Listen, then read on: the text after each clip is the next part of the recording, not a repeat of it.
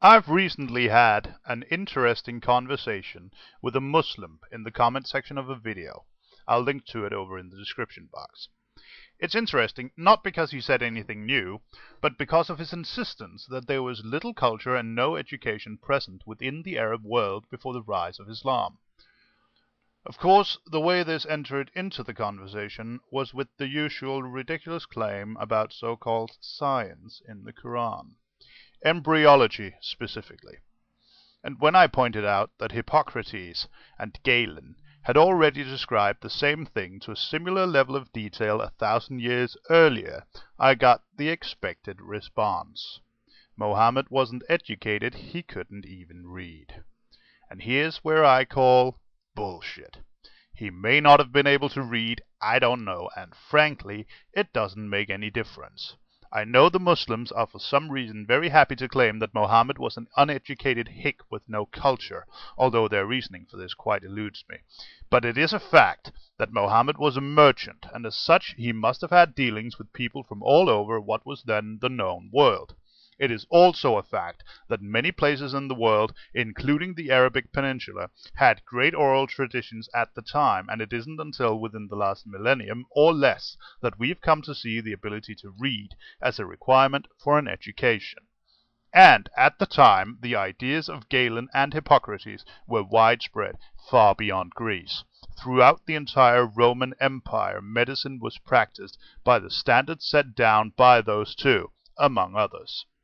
Mohammed was born in 570 CE.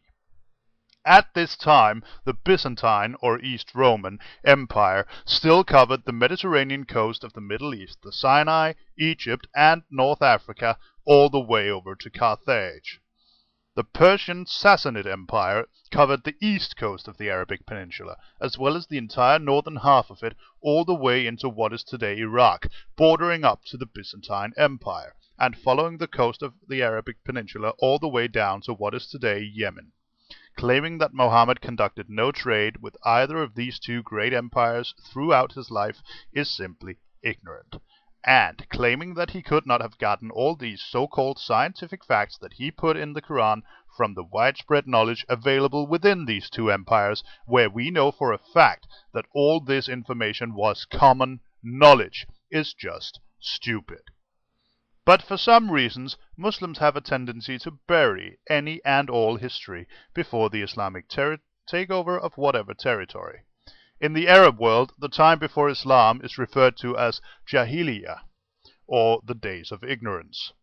So when I briefly pointed out that Mohammed didn't need to read in order to know these things, it came as little surprise when I got the following response. I'll let you read it yourself. Pause the video if you need to, I'm moving on. This is of course complete nonsense. The reason we see so little of pre-Islamic historical artifacts, buildings and literature from the Arabic Peninsula should be obvious. The Muslims fucking destroyed it all.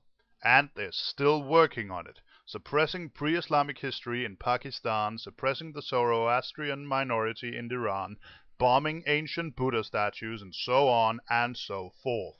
After 1400 years of suppressing the very idea of a pre-Islamic culture, the Islamic world has completely forgotten that there was a thriving culture across the Middle East for centuries before Muhammad was born.